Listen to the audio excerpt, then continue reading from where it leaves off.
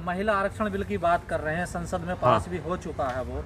लेकिन हमने देखा नेताओं ने एक तरफ तो कहा कि पिछड़ी महिलाओं को कोटे में कोटा दिया जाए और ऊपर से सहमति भी दे दी। तो दोहरा रवैया क्यों फिर रहा सर संसद में विपक्ष का?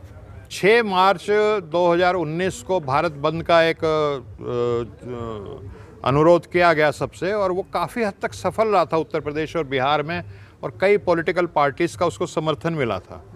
तो कोई भी आंदोलन होता है वो एक दिन में नहीं बनता, धीरे धीरे स्टेप बाय स्टेप बनता है। और वो ये आंदोलन बनेगा, और ये जैसे 13 पॉइंट रोस्टर पे या किसान के मामले में इस सरकार ने अपने कदम वापस लिए हैं, जैसे SC ST एक्ट में जो चेंजेस आए थे उसमें इस सरकार ने वापस लिए कदम, तो वो स्थिति जरूर आएगी।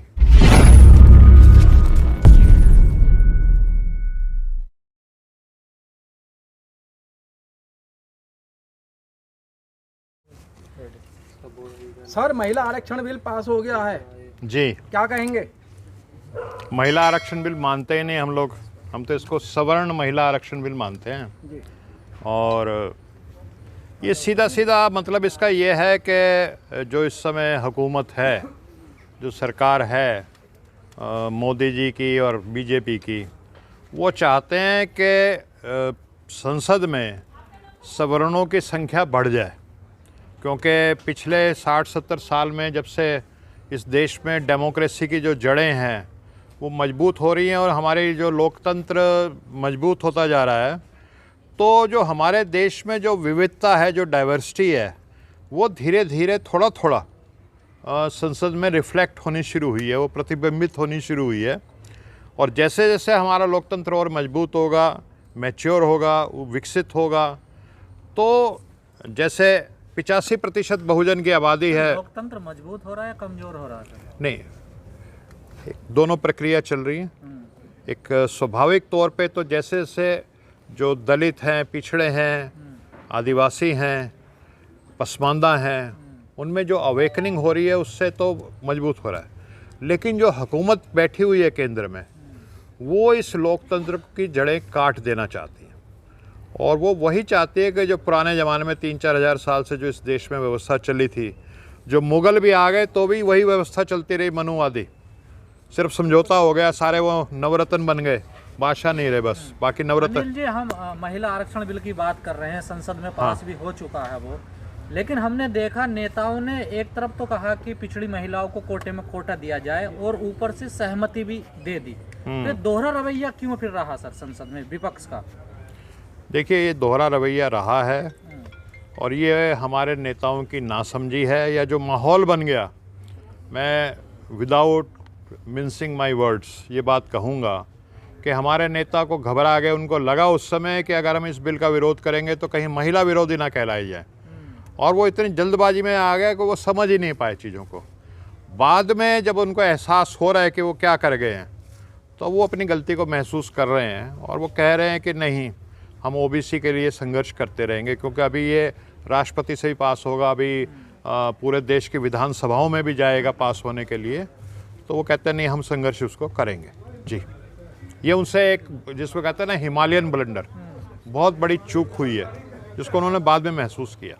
तो सर, कहा जा रहा है पिछड़ों के लिए एक बड़ा धोखा हुआ है उसके साथ, लेकिन पिछड़े सर इसके विरोध में नजर तो नहीं आ रहे कहीं भी सर। देखिए, आप जैसे कुछ लोग हैं जो पढ़े लिखे चीज़ों को समझते हैं, वो कहीं अपनी आवाज़ उठा रहे हैं, लेकिन वो एक बड़ा मूव हमें नज़र नहीं आ रहा था।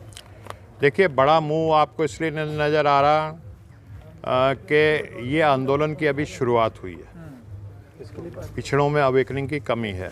हमें याद है 13 पॉइंट रोस्टर जब आया था और जो विश्वविद्यालयों में लागू हुआ था, तो एक बहुत छोटी सी सभा की थी, उसमें रतनलाल जी भी थे, सूरज जी भी थे, शरद यादव जी को भी बुलाया गया था इसी विश्वविद्यालय के गेट पे, और मुश्किल से उस सभा में 400-500 लोग आए थे।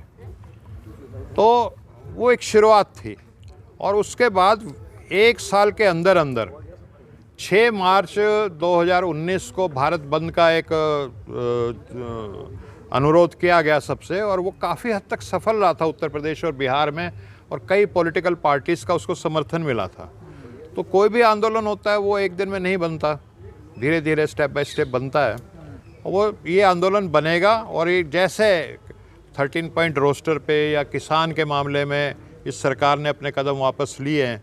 जैसे SC/ST एक्ट में जो चेंजेस आए थे उसमें इस सरकार ने वापस लिए कदम, तो वो स्थिति जरूर आएगी। लेकिन सर जो पिछले सांसद हैं वो संसद में इसकी आवाज़ नहीं उठा पाए, लेकिन दूसरे मुद्दों पर जैसे रमेश बुधूड़ी हैं जो मुसलमानों को टारगेट कर रहे हैं, तो उन लोगों को समझ में नहीं आता कि हमारे समाज के लिए क्या हित में क्या नहीं है। देखिए वो सब कैरियरिस्टिक लोग हैं, जो वहाँ पे जो लोग बैठे हैं वो किसी पॉलिटिकल पार्टी के जब सदस्य बन गए तो वो जिसको कहते हैं, एक पुरानी कहावत है, मुझे कहनी चाहिए नहीं कहनी चाहिए, कि भाई नया नया जो मुल्ला होता है वो ज़्यादा प्याज खाता है। तो वो एक जिसको कहते हैं ना टीका लगाएंगे, हाथ में कुछ बांध लेंगे, वो दिखाने की कोशिश करते हैं कि भाई हाँ हम इस सनातन को मानते हैं या हम सनातन के बहुत परम भक्त हैं। तो वो अपनी लॉयल्टी शो करने के लिए इस तरीके, लेकिन अंदर अंदर ऐसा नहीं है। उमा भारती जी जो हैं, जो लोग अपने राजनीतिक स्वार्थ से ऊपर थोड़ा उठ गए तो वो आवाज़ उठा रहे हैं। उमा भारती ने जिस तरीके जिक्र किया जा रहा है, अब तो न पावन में है ना कहीं, जब उनको दरकिनार कर दिया अब उनको भी याद आ रहा है, जब उनका रुतबा तब तो उन्होंने नहीं कहा कुछ। बिल्कुल ठीक कह रहे हैं आप। जब उनको दरकिनार कर दिया या जो भी है, तो आखिर में अब वो जब तक वो कैरियरिस्टिक थी, जब तक उनको लगता था कि भी मैं मंत्री बन जाऊँ, ये तब तक नहीं बोली वो। ये सबसे बड़ा उदाहरण है। जब उनको छोड़ दिया कि अब मेरे को राजनीति में कुछ लेना देना नहीं है, मैं अपने समाज की बात करूँगी, तो यही उन्होंने कहा है कि मैं देश की जो आधी आबादी है OBC उसका प्रतिनिधित्व बन के बात कर रहा हूँ। उन्होंने देखा कि जिसका मैंने अभी जिक्र भी किया था थोड़ी देर पहले, कि राम मंदिर में सबसे ज़्यादा जो उछल के लोग आ रहे थे वो विनय कटियार, कल्याण सिंह मुख्यमंत्री होते हुए, उमा भारती। और जब ये राम मंदिर का ट्रस्ट बना तो OBC जिसकी आबादी 52% बताई जाती है ज़्यादा, उसका उस ट्रस्ट में एक भी सदस्य नहीं है। मतलब उसमें 0% उसके वो है प्रतिनिधित्व।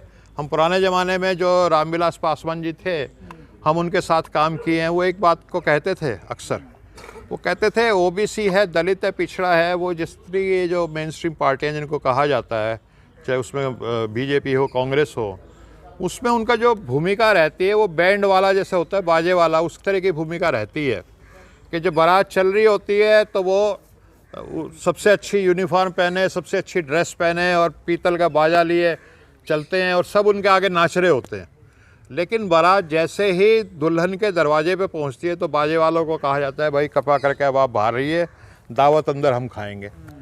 तो जब तक सत्ता में नहीं आते तब तक तो सब चीज़ है। राम मंदिर का जब ट्रस्ट बनता है तो पिछड़ों को कहा जाता है कि अब आप बाहर रहिए, इसको हम ही चलाएंगे। लेकिन सर आप जैसे लोग समझाने की कोशिश कर रहे हैं, कई घटनाएं ऐसी देखने को मिलती हैं कि पिछड़े समझ क्यों नहीं पा रहे, आखिर क्या वजह है सर? देखिए ऐसा है, 6 लाख मंदिर हैं इस देश में, वो समझाने का काम कर रहे हैं। आपके 6 लाख दफ्तर हैं जो समझाने का काम कर रहे हो, हर मंदिर में 4-5 बैठे हुए हैं जो समझाने का काम कर रहे हैं, तो कितने लोग लगे हुए हैं। और उनको मंदिर जो है उसमें जो चंदा दे रहे हैं दान पेटी में, वो हम लोग ही दे रहे हैं। अब आप संघर्ष करते हैं, ये मुझे पता है कि ये जो काम आप कर रहे हैं, मैं इनको जानता हूँ, 6-7 साल से जानता हूँ, इनको जानता हूँ, कितनों को आप में से मैं जानता हूँ। आप जो संघर्ष कर रहे हैं, क्या आर्थिक स्थिति है और किन परिस्थितियों में कर रहे हैं, तो आप तो एक मिशन के रूप में कर रहे हैं ना। पिछड़ों पर सर मंदिर भारी हो गया क्या है? पिछड़ों पर मंदिर भारी? देखिए ऐसा है, जो सही मायने में जो जाग गया, जिसको समझ में आ गई। वोल्टायर एक बहुत बड़े चिंतक हुए हैं। फ्रांस में कभी राजशाही होती थी और राजा रानी जो थे ना वो लूटते थे, जनता भूखी रहती थी। तो एक बार जनता गई वहाँ पे, भूखी जनता रानी के पास वहाँ, तो जनता ने कहा कि हमें रोटी नहीं मिल रही। तो रानी को तो पता ही नहीं था कि ग्राउंड स्थिति क्या है। रानी बोली कि ऐसा है, तुम भी बड़े पागल हो, रोटी ही खानी है क्या तुम्हें? रोटी नहीं मिल रही तो आप केक खा लो, कोई ड्राई फ्रूट खा के पेट भर लो।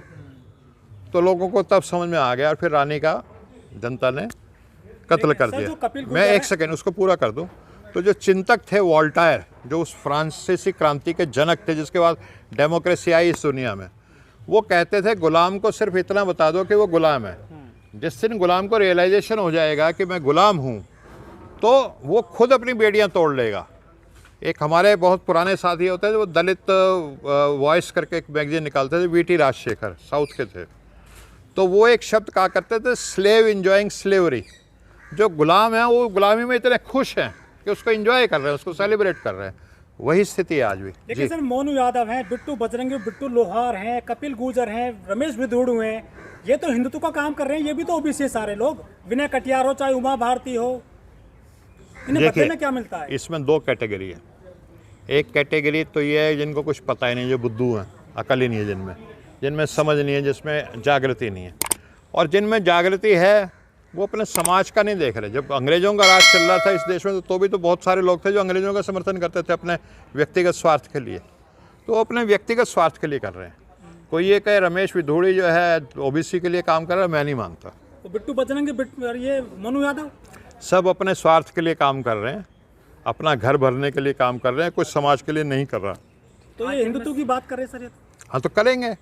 ऐसे हमेशा इस तरह के लोग हमारे समाज में रहे हैं, तभी तो कोई भी 2000 घोड़ों पे चढ़ के आता था और ये करोड़ों लोगों के ऊपर राज कर लेता था। लेकिन सर 90 के दशक में जब मंडल कमीशन आया था तो सबसे ज्यादा विरोध जो है ओबीसी ने किया था मंडल कमीशन का। तो क्या उनको जरूरत है आज? इससे बड़ा उदाहरण क्या हो सकता है कि उनमें अवेकनिंग नहीं थी, जागृति नहीं थी, कि उनको कुछ मिल रहा है वही उसका विरोध कर रहे हैं।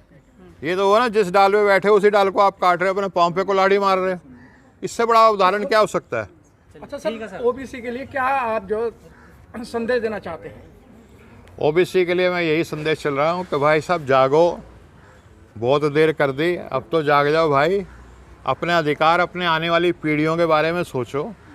अगर आप चाहते